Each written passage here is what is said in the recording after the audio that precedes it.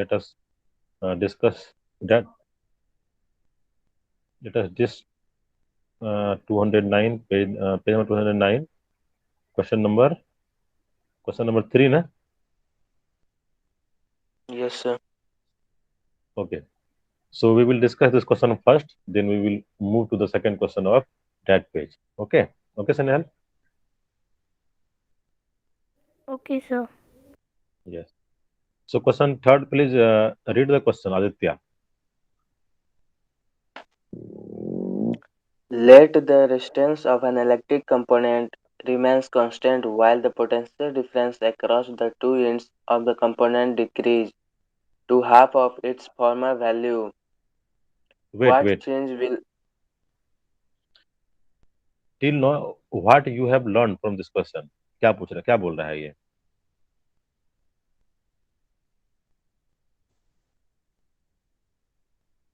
Aditya, just tell me. जिसमें resistance को electrical compound constant रखने के लिए बोल रहा है, मानने के लिए बोल रहा है हाँ, कह रहा कि है कि रेजिस्टेंस को आप कांस्टेंट मानिए और जो potential difference across the two end of component component है, रेजिस्टेंस के अक्रॉस जो पोटेंशियल उसको डिफरेंस है उसको आप हाफ कर दीजिए पहले वाले वैल्यू का। ठीक है। अब कह रहा है कि what yes change will occur in the current through it. इसमें जो करंट फ्लो करेगा इसमें क्या चेंज होगा? यदि रेजिस्टेंस वही रहेगा, पोटेंशियल डिफरेंस को आप हाफ कर दोगे, तो क्या चेंज होगा? ये आपसे क्वेश्चन पूछ रहा है। बताइए क्या चेंज होगा यदि आपने रेजिस्टेंस को वही रखा है और करंट को आपने, सॉरी, रेजिस्टेंस को आपने वही रखा है और पोटेंशियल को आपने हाफ कर दिया है, तो करंट क्या होगा? What is the formula for current, Aditya? Current का sir hmm. V Y I, I I is equal to क्या होता है? Equal to V Q. I is equal to V Q.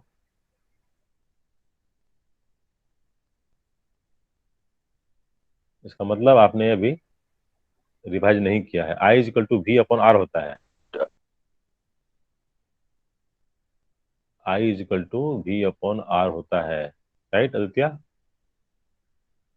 Yes sir. तो यदि I is equal to V upon R होता है, are आपका constant रहेगा और वी को आप आधा कर दोगे, हाफ कर दोगे, तो आपका आई क्या हो जाएगा?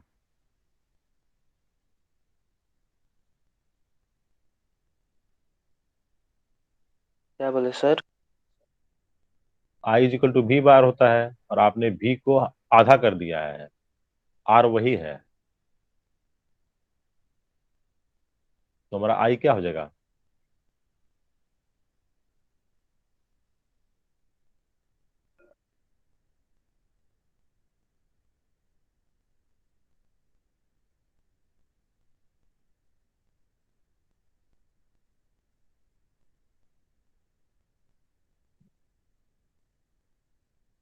Are you getting my voice Aditya?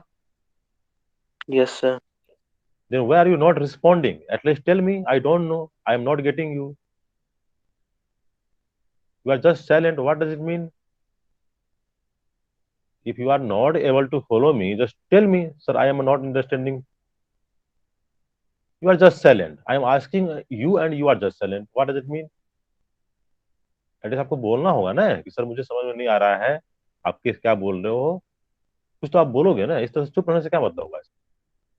मैंने कहा v is equal to I is equal to V upon R होता है, वहां पे आर कांस्टेंट है और v को आपने हाफ कर दिया, v को आपने हाफ कर दिया, तो क्या होगा हमारा आई का वैल्यू?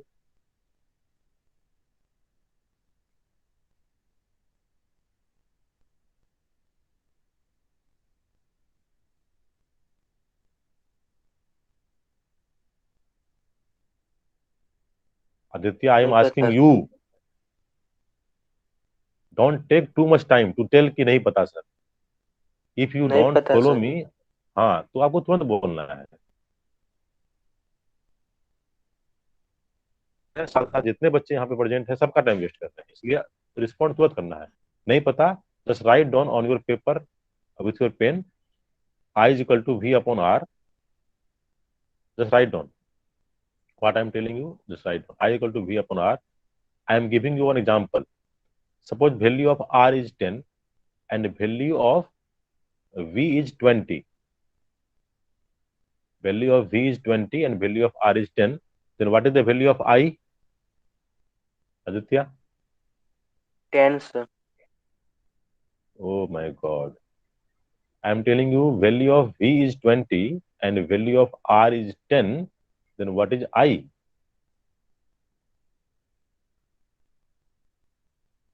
10 नहीं होगा सर.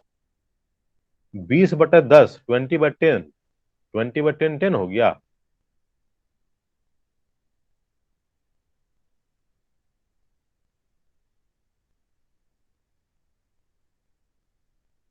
आदित्य कहाँ ध्यान है 0.4. तुम्हारा?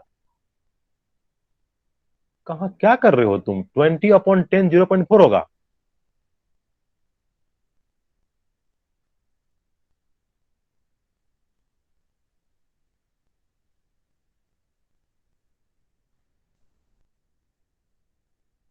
ट्वेंटी अपॉन टेन कितना होगा आदित्य?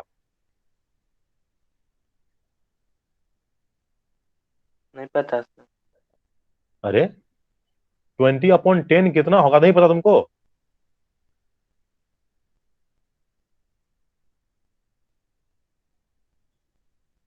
ट्वेंटी में 10 से डिवाइड करेंगे तो कितना होगा?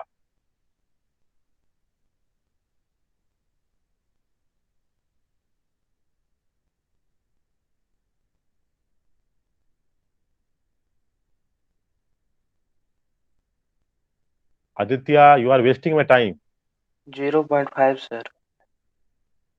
ओ माई गॉड. 20/10 0.5 होगा. Ask your ask your ask your younger brother और यंगर सिस्टर कि 20/10 कितना होता है? 0.5 होता है, 0.4 होता है या 2 होता है? You meet me today. Okay Aditya, after your class you meet me today with your notebook and pen. You meet me today after the class. You call me and you take a time and you meet me today. 20/10 20/10 तुम कह रहे हो 0.5 होगा, कभी कह रहे हो 0.4 होगा, तुम ये नहीं कह रहे हो 2 होगा. Anybody else? संत कितना होगा 20/10?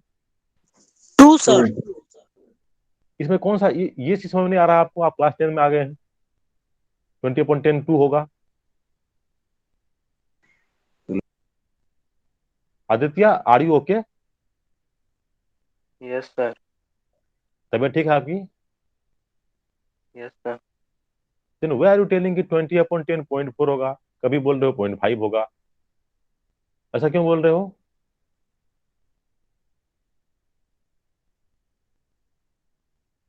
Just switch on your camera Aditya.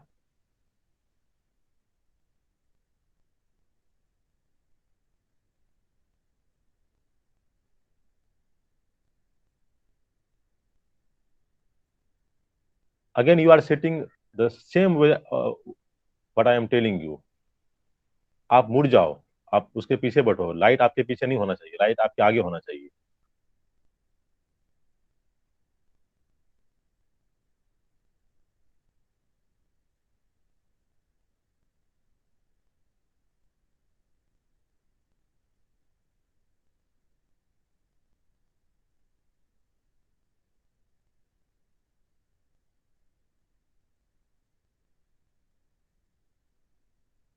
Okay तब तक के लिए संत मुझे आप ये बताओ, मैंने एग्जांपल दिया v is equal to 20 and r equal to 10. तो i कितना हो गया? i का वैल्यू 2 सर. 2 हो गया. यदि मैं अब v को हाफ कर दूं, सही क्वेश्चन में बोल रहा है कि v को हाफ कर देना है, तो v को हाफ कर दिया मतलब v कितना हो गया? 20 को मैंने 10 कर दिया. जी. r तो पहले भी 10 था, अभी भी 10 है, तो अब 10/10 कितना हो गया? 1 सर. 1 हो गया. पहले वो 2 था, अब 1 हो गया, तो क्या हो गया i का वैल्यू? हाफ. कितना आसान क्वेश्चन है बताइए. हाफ हो गया i का वैल्यू. ये कल लोकेश ने भी बताया था. इसमें क्या समझ में नहीं आ रहा आदित्य आपको? आप बताइए मुझे आदित्य. इट्स वेरी इसमें इजी सर वैल्यू क्वेश्चन. आपने हाँ बोलिए. वैल्यू वैल्यू नहीं दिया हुआ था इसलिए सर. बेटे वैल्यू नहीं दिया हुआ है, वैल्यू तो मैं एग्जांपल ले रहा हूँ, आप एग्जांपल कुछ और ले लो। सपोज कि आप ले लो V हमारा 100 है, R हमारा 10 है। आप बताओ I कितना होगा? V 100 है, R 10 है, I कितना होगा आदित्य? 10, 10 होगा। अब आपने V को हाफ कर देना है, V को आपने हाफ कर देना है, कितना होगा V? 5। ओ माय गॉड, क्या बोले सर? V में बोल, V को आपको हाफ करना है, तो 100 को आपको 50 कर देना है। यस। Yes sir. और अब आपको V को आपने हाफ कर दिया, यानी 100 को आपने 50 कर दिया, R 10 का 10 ही है, तो 50/10 कितना हो गया? 5। तो पहले 10 था, अब 5 हो गया, तो हाफ नहीं हुआ। Yes sir. ये तो आपने वैल्यू लिया, कल लोकेश ने बताया था, वहां पे वैल्यू नहीं लिया था उसने। वो कहा कि आई इजिकल टू वी बार होता है। ठीक है, ये इक्वेशन 1 हो गया, आप लिख लो कॉपी में, I is equal to V bar, equation 1 हो गया। फिर लिखोगे आप, अब जो है वो I dash is equal to V/2/R, मतलब 1/2 इंटू V/R। अब V/R को आप आई बोलोगे, तो I dash equal to 1/2 into I हो गया, मतलब हाफ हो गया। लोकेश कल इतना ही होता था ना? Snehal, do you remember this? Yes, sir. And what about Sania? Do you remember this? Yes, sir. Yes, all remember. Lokesh ने कल ये कहा था। कोई बात नहीं Aditya, but please pay attention in the class, and यदि आपको डाउट होता है तो आप वहीं पे पूछिए, ठीक है? आप बोल सकते हैं अनम्यूट करके, आपके पास ऑप्शन है, ठीक है? और नहीं तो आप टाइप भी कर सकते हैं comment box. Okay, good morning Lokesh. Morning sir. Do you have any problem in this questions, in all this 5 question? No sir. Okay. So I hope this question is clear now to all of you. Have you gone through this activity 12.4 and 12.5 once again?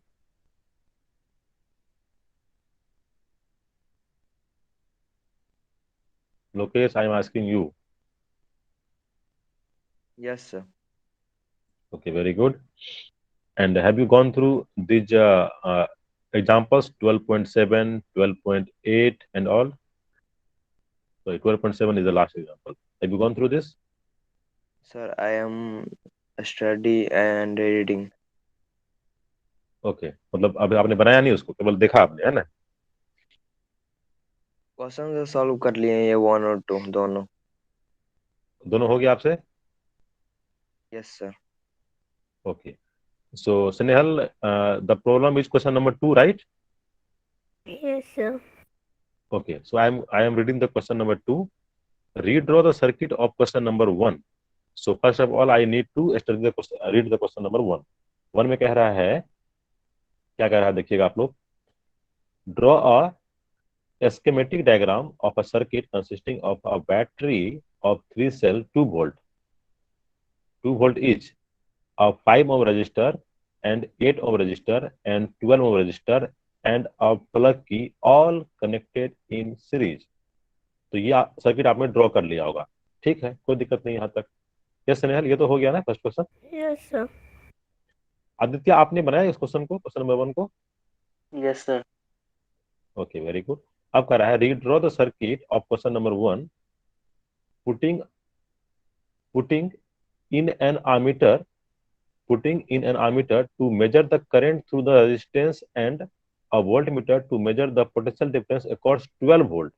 अब कह रहा है एक ammeter लगाना है जो current को read करेगा, और एक पोटेंशियल और एक वोल्टमीटर लगाना है across a voltmeter to measure the potential difference across 12 ohm resistor. हमारे पास 3 रजिस्टर है, 2 ओम, 5 ओम, 8 ओम एंड 12 ओम। हमारे पास 3 रजिस्टर है, 5 ओम, 8 ओम एंड 12 ओम, और हमें 12 ओम के अक्रॉस वोल्टमीटर लगाना है उसका पोटेंशियल डिफरेंस मेजर करने के लिए। What would be the reading in ammeter and voltmeter? This is the question, what is the reading in ammeter and voltmeter? अब मुझे ये बताइए, रीडिंग ऑफ ammeter, ammeter क्या रीड करता है स्नेहल?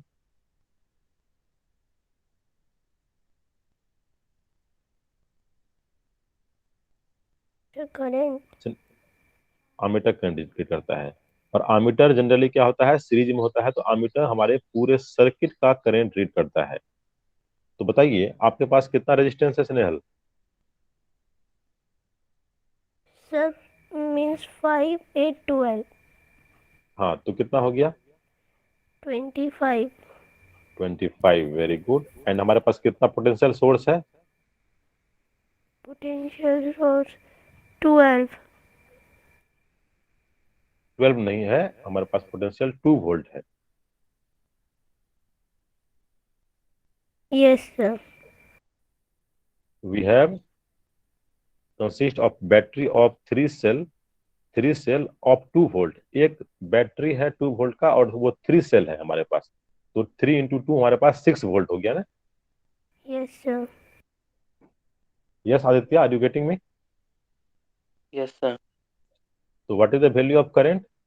आई equal to V upon R. V हमारे पास है 12, आर हमारे पास है 25। तो 12/25 हो गया हमारा वी का वैल्यू। यहाँ तक में कोई दिक्कत है संत आपको? Sir no V sir. तो 6 है ना। क्या 6 है बाबू?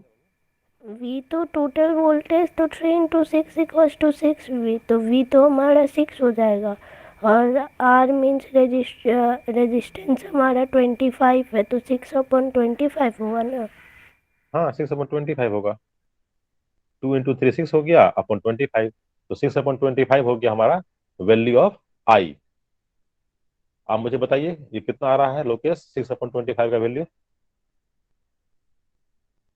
जी 0.24 होगा सर। हाँ, 0.24 आ आमीटर। गया ये। गुड। आमीटर, आमीटर नहीं ampere, A. Ampere ampere sorry. हाँ, A for ampere. Ampere. Ampere. अब कह रहा है what would be the reading of ammeter. ये हो गया आंसर। एंड वोल्ट मीटर, कह रहा है कि वोल्ट मीटर का रीडिंग कितना होगा। ठीक है, तो लोकेश देखिए, आप मुझे बताइए कितना रीडिंग होगा वोल्ट मीटर का। सर वोल्ट मीटर होता है V equal to I R. Very good. तो सर यहाँ पे हमको दिया हुआ है आई, तो पहले से दिया हुआ 0.24। वो आपने निकाल लिया, वो दिया नहीं है, वो आपने निकाल लिया। 0.24 आई यस का सर, वैल्यू निकाल लिए हैं। है। तो ओके। फिर यहाँ पे हमको पोटेंशियल डिफरेंस दिया हुआ है, यानी कि रेजिस्टेंस दिया हुआ है 12। हाँ हाँ, तो क्या 12 करेंगे के इसको? अक्रॉस हमको 12 के अक्रॉस हमको रेजिस्टेंस निकालना है। तो V equal to I R होता है। आई हमने निकाल रखा है, 0.24 है। और आर का वैल्यू दिया हुआ है कि 12 के क्रॉस निकालना है। 0.24 × 12 कर देंगे, 0.24 × 12 कर देंगे, कितना आ जाएगा? 2.88 वोल्ट। 2.88 वोल्ट। स्नेहल, आया समझ में ये चीज? Yes sir. संत, आपको समझ में आया? Yes sir. Aditya Yes, sir. And Sania yes sir. और सूरज, आपको समझ में आया ये चीज जो मैंने बताया अभी? Yes sir. Very good. Suraj, आप अकेले हो कि साथ में विजय भी है?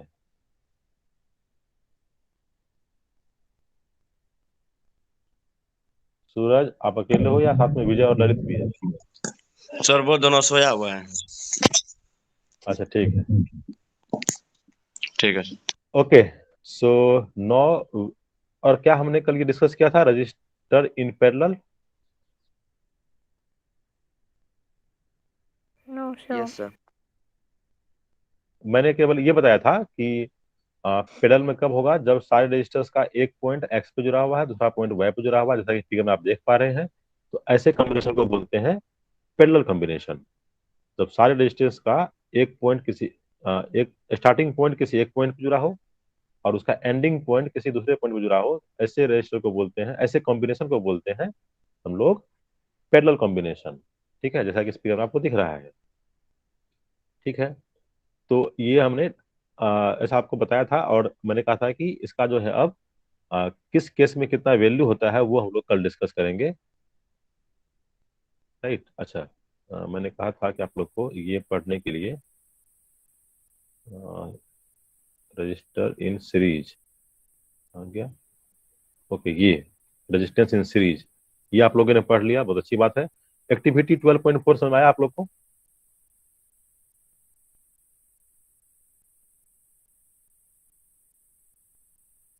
एक्टिविटी 12.4 में किसी को कोई दिक्कत है तो बोलिए एक बार।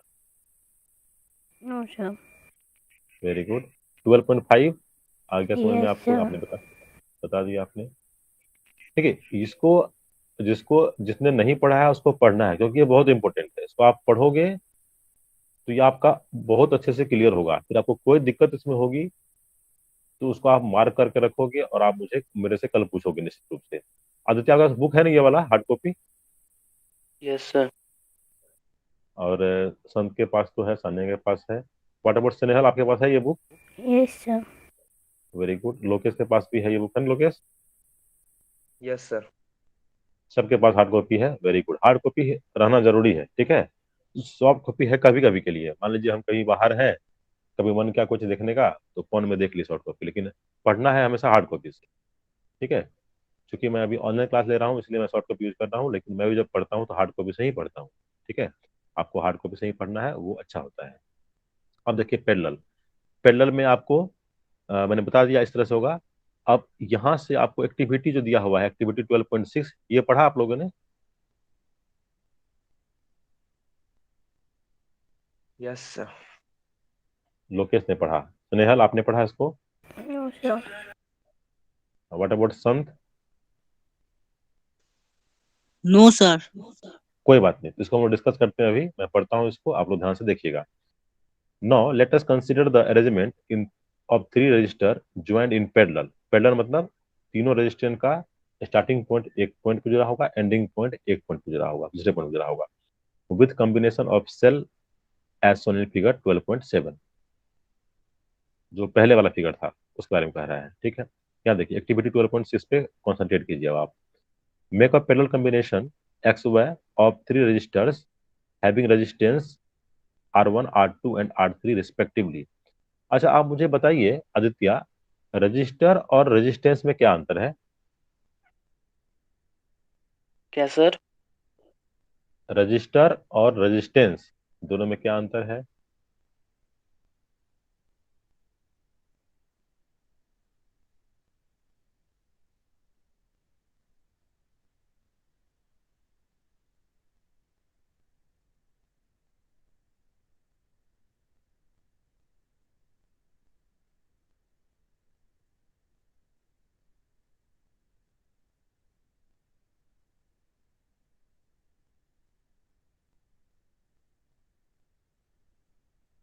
Aditya, sir can I? Just wait don't know for sir. Aditya. Aditya, I am again requesting you, don't take too much time. If you don't know just say sir I don't know, I don't remember, sorry sir, you can say this. यदि मैं पूछता हूँ और आप चुप हो, मैं आपसे पूछता हूँ और आप चुप हो, इसका मतलब आप सबका टाइम वेस्ट कर रहे हो, मेरा भी टाइम वेस्ट कर रहे हो, अपना भी टाइम वेस्ट कर रहे हो। This is not a good practice, ठीक है Aditya? Hello. Hello. Yes. Sir आवाज नहीं जा रहा है। आवाज आ रही है हेलो। आपकी? नहीं पता सर। मेरी आवाज आ रही है आपको? Yes sir. हाँ, मैंने ये कहा कि यदि आप आंसर नहीं जानते, नहीं आपको आ रहा है, तो आप तुरंत बोल दीजिए sorry sir I don't remember, ठीक है। आपको लगे आवाज नहीं जा रही है तो आप चैट बॉक्स में टाइप कर सकते हैं, ठीक है। Snehal, you go ahead. Sir, resistance is the property of conductor which yes. determines quality of current, and resistor is the electrical component. Resistance don't determine quality of current, it offer resistance to current, ठीक है Snehal. Yes, sir. Current की quality कैसे determine करते हैं ये हम लोग अभी नहीं पढ़े हैं, ये आप हायर क्लास में पढ़ेंगे, ठीक है। So don't use the word quality, Okay, sir. ठीक है। Quality word is not suitable here. Resistance क्या है? प्रॉपर्टी है किसका? रजिस्टर का, ठीक है। गुड, ये मैंने कल आपको बताया था, ध्यान रखना है आप लोग ये सब चीज। देखिए आप बुक को पढ़ेंगे तो बुक में आपको बार बार इसे लिखा होता है, इसलिए मैं बार बार कहता हूँ कि आपको बुक को पढ़ना है, एक्टिविटी को पढ़ना है, एक बार, दो बार, तीन बार पढ़ना है, ठीक है। 3 बार जब आप बुक को पढ़ते हैं तब जाकर के आपको चीजें अच्छे से याद होती है।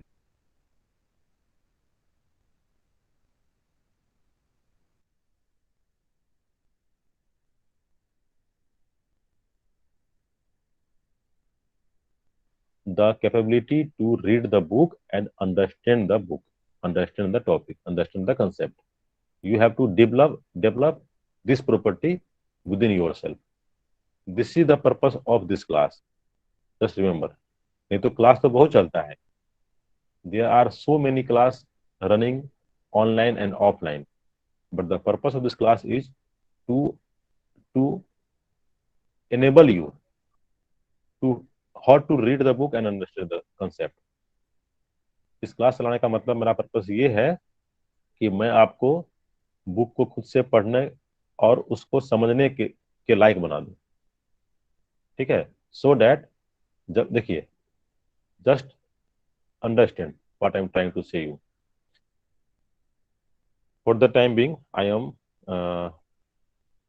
just stopping the sharing because I want to tell you very important thing. Just listen.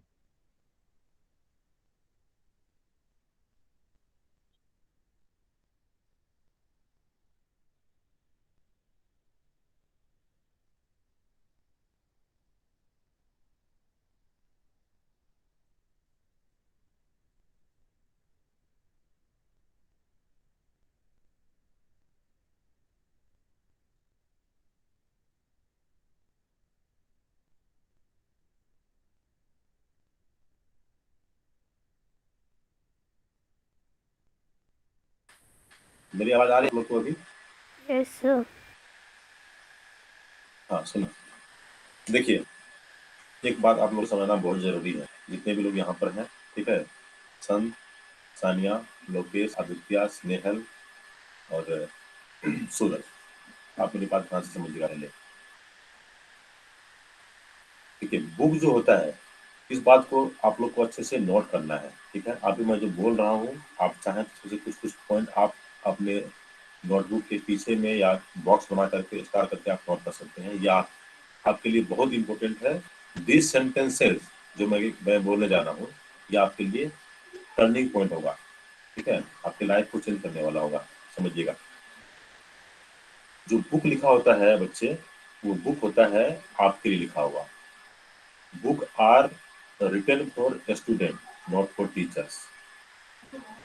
इसलिए बुक को आपको पढ़ना है.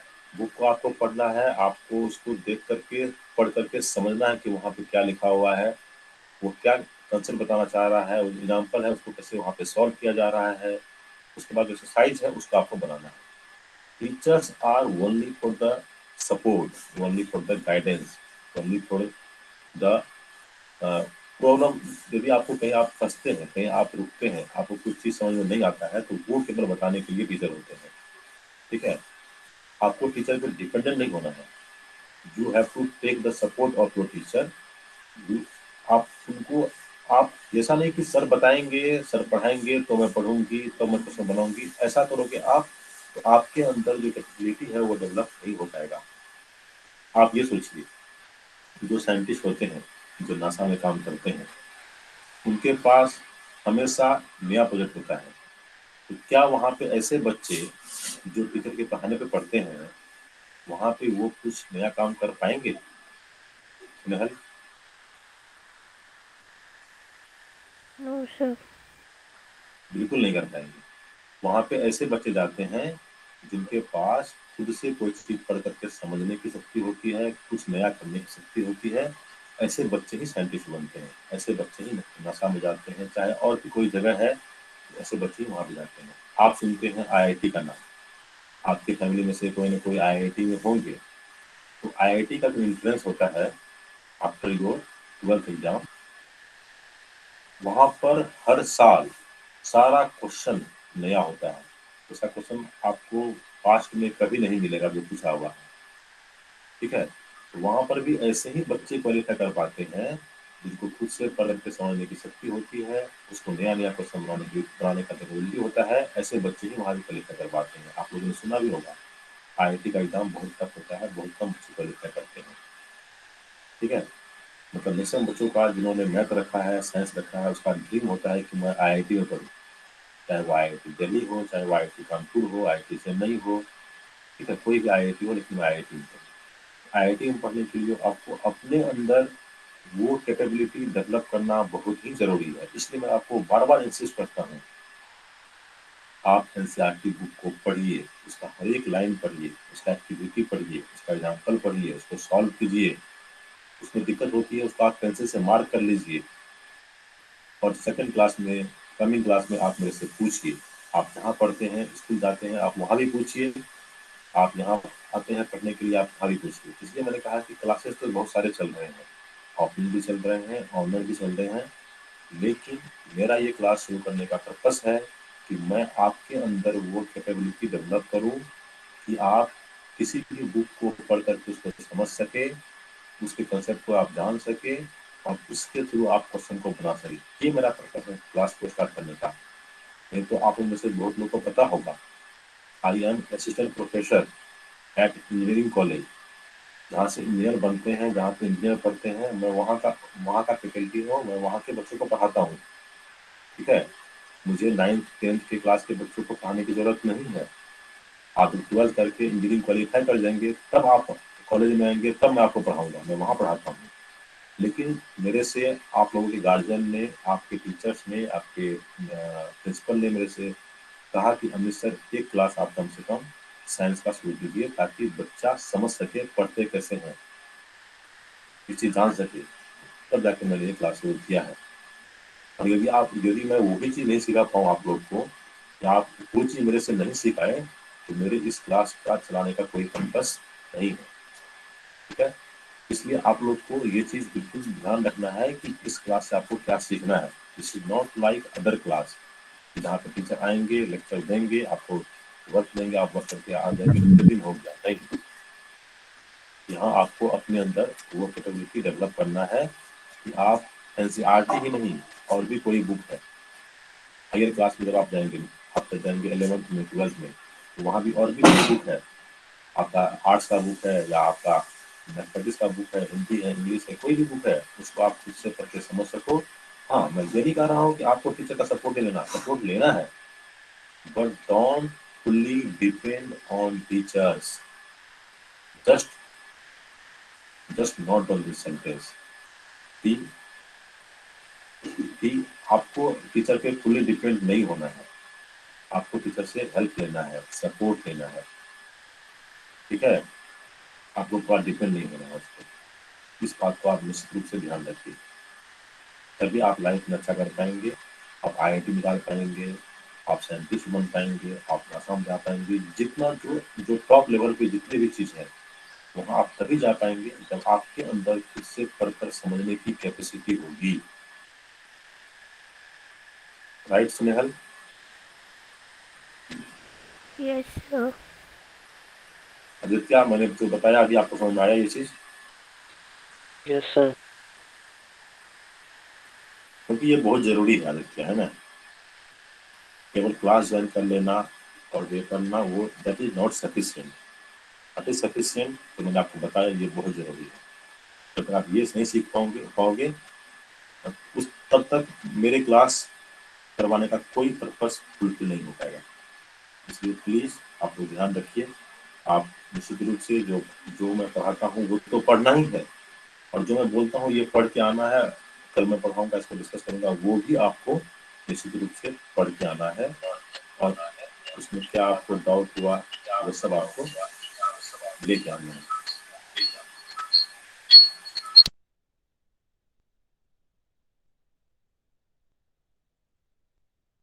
ओके, तो मैं फिर से आता हूँ। अब जहाँ हम लोग डिस्कस कर रहे थे, क्या डिस्कस कर रहे थे हम लोग, एक बार मुझे बताइए। Register in parallel. यस, हम लोग डिस्कस कर रहे थे कि रजिस्टर एंड रेजिस्टेंस में क्या डिफरेंस है, वो हमने डिस्कस कर लिया। नेक्स्ट हम अब बढ़ते हैं अपना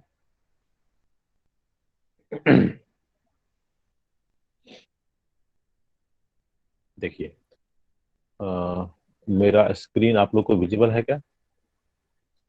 यस Yes, sir. सर। मुझे यहाँ पे इसको पिन करना पड़ेगा, हाँ ठीक है, अब सही है।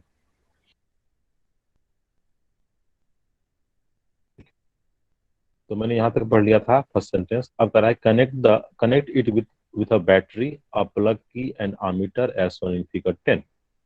Also connect the voltmeter in parallel with the combination of resistor। देखिए यहाँ जो वोल्ट मीटर लगा है, इस तीनों का जो पैरेलल कॉम्बिनेशन है उसके ऊपर लगा है। Plug the key and note the ammeter reading, की प्लग कीजिए और आमीटर रीडिंग आप नोट कीजिए, कह रहा है। Let the current be I, I आपका करंट है। Also take the voltmeter reading, voltmeter reading ले लीजिए आप। It give the potential difference B, volt meter का जो रीडिंग होगा वही आपका पोटेंशियल डिफरेंस बी होगा। ठीक है, यहाँ तक across the combination. The potential difference across the each register is also भी। अब समझिए यहाँ पे क्या होता है, पैरेलल में सारे रेजिस्टेंस के अक्रॉस पोटेंशियल डिफरेंस भी ही होता है, क्योंकि इस फिगर में देखिए आप, इस फिगर में R1 R2 R3 दोनों का स्टार्टिंग पॉइंट x है, दोनों का एंडिंग पॉइंट y है, और x और y पॉइंट पे ही आपका वोल्ट मीटर वहां पर आपका आपने वोल्ट मीटर को वहां पर आपने जोड़ रखा है। तो जो R1 रेजिस्टेंस का पोटेंशियल डिफरेंस होगा वही R2 का होगा, वही R3 का होगा। यहाँ ये वाली बात क्लियर है संत, यहाँ तक क्लियर हुआ? Yes, sir. Very good.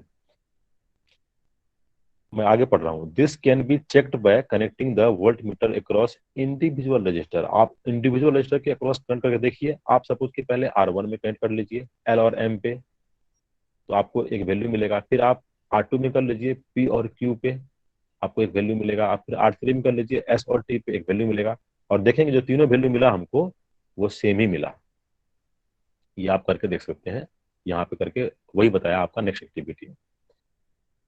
Next point में लास्ट पॉइंट है, similarly measure the current through R1 R2 R3। आपको सबके थ्रू करंट ही मेजर कर लेना है।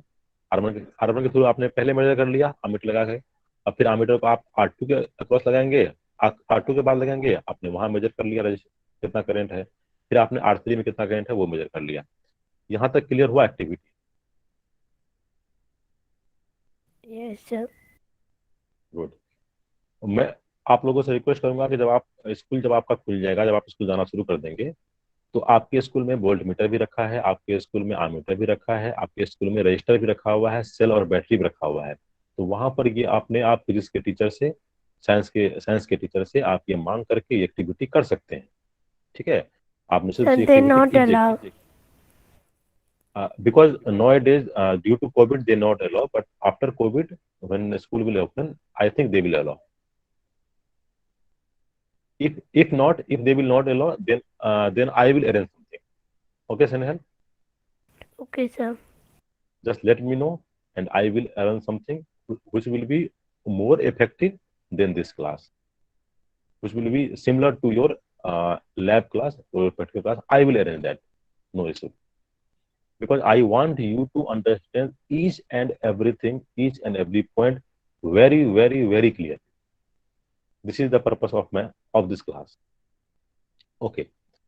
So it is observed that total current I is equal to sum of the separate current through each branch of combination. I is equal to I1 plus I2 plus I3. Why it is so? You see in this figure. आप देखिए इस figure में क्या हुआ, X के पास current आया और वो तीन पार्ट में बट गया, L की तरफ गया, P की तरफ गया, S की तरफ गया। जो L की तरफ गया वो I1 है, जो P की तरफ गया वो I2 है, जो S की तरफ गया वो I3 है। मतलब क्या हुआ, जो I करंट आ रहा था वही तीन पार्ट में बट गया। मतलब हम कह सकते हैं कि I is equal to I1 plus I2 plus I3। This is our 15th equation, 12.15 equation. यहाँ तक क्लियर है? Yes sir. Very good. अब कह रहा है कि let Rp is the equivalent resistance of parallel combination of register. मान लेते हैं कि तीनों का जो रेजिस्टेंस का इक्विवेलेंट रेजिस्टेंस है वो Rp है, तो can be write by ohm law I is equal to V upon Rp। उस तीनों रेजिस्टेंस का जो इक्विवेलेंट होगा वो Rp है, तो हम लिख दिया I equal to V upon Rp। V क्यों लिखा, क्योंकि V सबके लिए वही इक्वल ही है। R1 के क्रॉस भी V है, R2 के क्रॉस भी है, R3 के क्रॉस भी V ही है, इसलिए हमने V ही लिखा। Equation 12.16 V is equal to I is equal to V upon Rp। ये क्लियर हुआ Aditya? Yes, sir. Very good. On applying ohm's law to each register, अब यदि हम ईच रजिस्टर में ओम्स लॉ अप्लाई करेंगे तो क्या बोलेंगे? देखिए, R1 में आपका I1 करंट है, R2 में I2 करंट है, R3 में आर R3 में I3 करंट है. ये आपने देख लिया यहाँ पे फिगर में. 12.11 में भी दिया हुआ है, ये देखिए. R1 में आपका I1 करंट है, R2 में I2 करंट है, R3 में I3 करंट है. यहाँ पे आप देख सकते हैं इस फिगर में भी, यहाँ पे I लिखा हुआ नहीं है इस फिगर में, बट यहाँ पे लिखा हुआ है. तो R1 में I1 करंट है तो आप कह सकते हैं ना, I1 equal to V upon R1, R2 equal to V upon R2 and I3 equal to V upon R3. ये क्वेश्चन क्लियर हुआ Sant? Yes, sir. Very good. अब क्या करना है आपको, इक्वेशन 15 एंड 17 को ध्यान से देखना है. अब देखिए, इक्वेशन 15 में है I को हम लोग I1 प्लस I2 I3 लिखेंगे, और 17 में आपने I1 का वैल्यू निकाल लिया, I2 का वैल्यू निकाल लिया, I3 का वैल्यू निकाल लिया. तो आप इक्वेशन 15 में I1 I2 I3 का वैल्यू 17 से पुट कर देंगे. ठीक है, तो क्या हो गया आपका equation, I is equal to I1 plus I2 plus I3 है. I को लिखेंगे आप V अपॉन RP, तो V अपॉन RP लिख दिया आपने LHS में. RHS में I1 plus I2 plus I3 है, उसका वैल्यू आपने इक्वेशन 17 से रख दिया, V upon R1 plus V upon R2 plus V upon R3. यहाँ तक क्लियर हुआ क्या संत? यहाँ तक क्लियर हुआ? Yes sir. Yes, sir. Very good. अब क्या करना है आपको, देखिए दोनों तरफ V कॉमन है, दोनों तरफ से आप V को रिमूव कर देंगे. दोनों तरफ V कॉमन है तो क्या बचेगा, 1/RP is equal to 1/R1 plus 1/R2 plus 1/R3. यही आपका आपका पैरेलल कॉम्बिनेशन का फॉर्मूला हो गया. thus thus we may conclude that reciprocal of equivalent resistance of group of resistance joined in parallel is equal to the sum of the reciprocal of individual resistor. मतलब जितना register आपके पास है, सारे individual register को आप reciprocal कर दो और उसको आप ऐड कर दो. सारे रेजिस्टेंस को आप उल्टा दो, उसका रेसिप्रोकल कर दो और उसको आप ऐड कर दो, तब जो आपको मिलेगा वही होता है इक्विवेलेंट रेजिस्टेंस इन पैरेलल. यहाँ तक क्लियर हुआ Snehal, yes sir. Aditya, Yes, sir. What about Suraj? यहाँ तक क्लियर हुआ? Yes. Very good. तो आप लोग 1 मिनट के लिए कैमरा ऑन कीजिए. आज हम लोग क्लास 8 बजे ही खत्म करेंगे, because I need to go for Surya Namaskar. 750 million सूर्य नमस्कार. आप लोगों ने सुना है ये क्या है? 750 मिलियन सूर्य नमस्कार. स्नेहल, आपने सुना है Yes, ये? sir.